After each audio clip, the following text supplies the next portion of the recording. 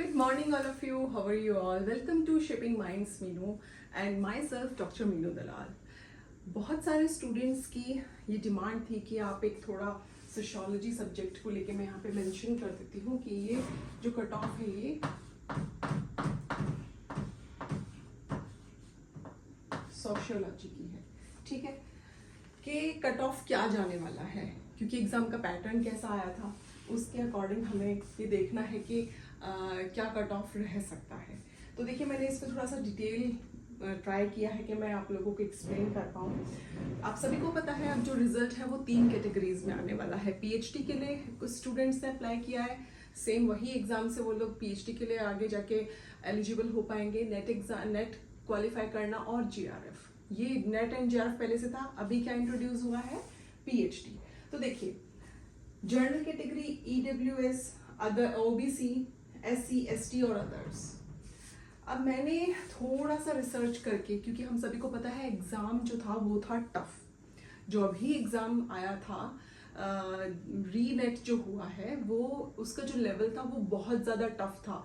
अभी तक जितने भी सोशियोलॉजी के एग्ज़ाम हुए हैं उसमें ये फर्स्ट टाइम था कि इतना ज़्यादा डिफ़िकल्ट पेपर सेट किया गया था, out of the syllabus paper set किया गया था। तो बिल्कुल ही जो सिलेबस ऑलरेडी यूजीसी नेट ने हमें प्रोवाइड कराया था उसके अकॉर्डिंगली पेपर नहीं था। तो बच्चों को बहुत सारी प्रॉब्लम्स आई उस चीज़ में, क्योंकि बिल्कुल नए कॉन्सेप्ट्स थे, नए थिंकर्स थे, न्यू थिंकर्स से क्वेश्चन पूछे गए थे, तो बहुत ही डिफिकल्ट था लेवल पेपर का। लेकिन हम उस चीज़ में मैंने कट ऑफ कैसे बनाया है कि हम पेपर 1 को इग्नोर नहीं कर सकते। हालांकि पेपर 1 भी हम ये नहीं कह सकते कि बड़ा ही मॉडरेट पेपर था, नहीं, इजी था, नहीं, लेकिन उस लेवल का डिफिकल्ट नहीं था जैसा सोशियोलॉजी का था। तो वो चीज़ भी हमें ध्यान में रखनी है, क्योंकि बहुत एक्स्ट्रा इंटेलिजेंट बच्चे भी होते हैं जो लोग 50 में से 35 क्वेश्चन तक भी ठीक करके आते हैं पेपर 1 में। तो वो सभी चीज़ों को ध्यान में रख के मैंने ये एक थोड़ा आइडिया लगाया है कि इतना कट ऑफ रहना चाहिए। देखिए, जर्नल कैटेगरी के लिए जो पीएचडी में एक तरह से एलिजिबल हो पाएंगे, आई थिंक उनका 140 से 158 इसके बीच में जो रिजल्ट है अगर आता है तो वो एलिजिबल हो जाएंगे। अब हम बात करते हैं नेट की, कि नेट कितना, अगर आपने 160 से 172 के बीच में स्कोर किया तो मुझे ऐसा लगता है कि आपका इजीली नेट क्वालिफाई हो जाएगा। हालांकि ये जो 160 है ये भी कहीं ना कहीं ज्यादा है पेपर के लेवल को देखते हुए।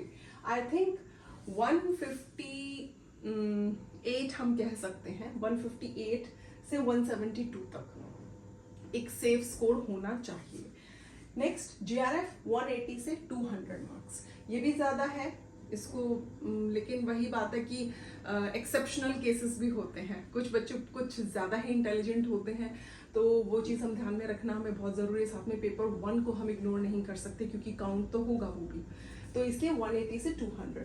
अब देखिए, अब आते हैं हम ईडब्ल्यूएस कैटेगरी में। उसमें पीएचडी के लिए 135 से 145 के बीच में एक सेफ स्कोर है। नेट क्वालिफिकेशन के लिए 155 से 165 के बीच में अगर आप मार्क्स जो है वो गेन कर लेते हैं तो आपके लिए एक सेफ स्कोर रहेगा कि आप नेट क्वालिफाई कर पाएंगे। देन जीआरएफ ईडब्ल्यूएस के लिए 175 से 190 के बीच का स्कोर आपके लिए सेफ होगा, तब जाके आप जीआरएफ क्वालिफाई कर पाएंगे। अभी देखिए, एक चीज और दिमाग में रखिए, रिजल्ट कितना आता है, रिजल्ट आता है 6% ओनली। 6% में से क्या होता है, इसी में से निकलते हैं 1% बच्चे वो जो करते हैं जीआरएफ को क्वालिफाई। अब की बार ऑलमोस्ट आप ये लगा के चलिए 11 लाख और 22,000 के अराउंड बच्चे जो हैं उन्होंने रजिस्ट्रेशन किया था नेट एग्जाम के लिए, यूजीसी नेट एग्जाम के लिए 11,22,000 और के अराउंड बच्चे थे जिन्होंने रजिस्टर किया था। एंड आप यूँ लगा लीजिए 9 लाख के करीब बच्चे जो हैं वो अपेयर हुए थे एग्जाम में, यानी वो बैठे थे और उन्होंने एग्जाम को मतलब अटेम्प्ट किया था अपना एग्जाम। तो अब क्या होगा, 9 लाख जो है उसका आप 6% ले लीजिए, सिर्फ इतना ही रिजल्ट आता है सारी कैटेगरीज को मिला के। टोटल सब्जेक्ट्स कितने हैं, सब्जेक्ट्स आप सभी को पता है 103 टोटल सब्जेक्ट्स हैं। ये इतना सारा बच्चा कैसे बैठा, क्योंकि आप सभी को पता है अब की बार क्या किया इन लोगों ने, इन्होंने जो बीएड वाले बच्चे थे उनको भी चांस दिया था कि आप भी एग्जाम में बैठिए। हालांकि ये गलत था, मुझे नहीं लगता है ये सही। एटलीस्ट मास्टर्स के बाद आप अपेयर होइए, नहीं तो मास्टर्स फाइनल ईयर में जब है तब उनको चांस मिलना चाहिए अपेयर होने के लिए। But it's okay, UGC net का अपना कुछ कैलकुलेशंस है, आई डोंट नो। तो इतने 9 लाख का आप 6% निकालिए, 6% में से 1% जेआरएफ के लिए है, बाकी जो बचते हैं वो है नेट वाले। और ये जो 6% है इसमें से आप यूं लगा के चलिए 6% का डबल, अगर 6% नेट क्वालिफाई करेंगे यानी 1 तो जेआरएफ के लिए निकल गया, यानी 5%। पीएचडी के लिए ऑलमोस्ट आप यूं लगा के चलिए 10% बच्चों को एलिजिबल किया जाएगा पीएचडी कैंडिडेट्स के लिए, जो सिर्फ पीएचडी करना चाहते हैं, इंटरेस्टेड हैं उसके लिए। अब हम आते हैं ओबीसी कैटेगरी। देखिए ओबीसी के लिए सेफ स्कोर है 130 से 140 के बीच में सोशियोलॉजी के लिए, एंड नेट क्वालिफाई करने के लिए 145 टू 160, एंड जेआरएफ के लिए 165 से 178 के बीच में एक सेफ स्कोर है जिससे वो एग्जाम क्वालिफाई कर पाएंगे। नेक्स्ट इज एससी का आप देख लीजिए 125 से 135 के बीच में पीएचडी के लिए है, नेट के लिए 142 से 150 के बीच में नेट क्वालिफाई कर लेंगे, एंड जेआरएफ 158 से 165। इसी तरह से एसटी के लिए है 120 से 130 के बीच में पीएचडी, 135 से 145 के बीच में नेट, एंड 148 से 155 के बीच में जेआरएफ। एंड नेक्स्ट जो बच गए अदर्स, इनके लिए 110 से 190 सेफेस्ट स्कोर पीएचडी एनरोलमेंट के लिए, 125 से 135 नेट के लिए, एंड 138 से 145 हो गया जेआरएफ के लिए। ये था मेरा एक जस्ट जिसे हम कह सकते हैं एक आइडिया। आप इसको फाइनल मत मान के चलिए, लेकिन मुझे ऐसा लगता है जैसा एग्जाम था, जिस तरह का एग्जाम कंडक्ट कराया गया, जो पेपर का लेवल था और जो न्यू थिंकर्स थे, उन सभी चीज़ों को ध्यान में रख के, साथ में पेपर 1 को भी ध्यान में रख के, मुझे ऐसा लगता है ये जो कट ऑफ है यहाँ तक जाना चाहिए। आई एम वेरी हैप्पी कि अगर इससे कम जाए, आई एम सो मच, क्योंकि रीज़न ये है, देखिए आप पहले स्टूडेंट्स को इंट्रोड्यूस नहीं कराते हैं कि हम सिलेबस चेंज कर रहे हैं, आप सडनली सिलेबस, एक नए सिलेबस में से एग्जाम को कंडक्ट करा देते हैं, तो जाहिर सी बात है कि उसमें स्टूडेंट्स की कोई मिस्टेक नहीं है।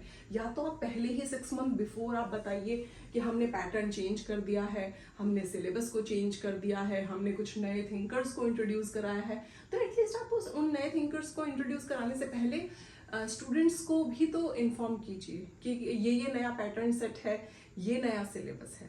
तो मुझे ऐसा लगता है अगर इससे भी कम कट ऑफ जाता है तो मैं बहुत खुशी होगी मुझे इस चीज़ को लेके।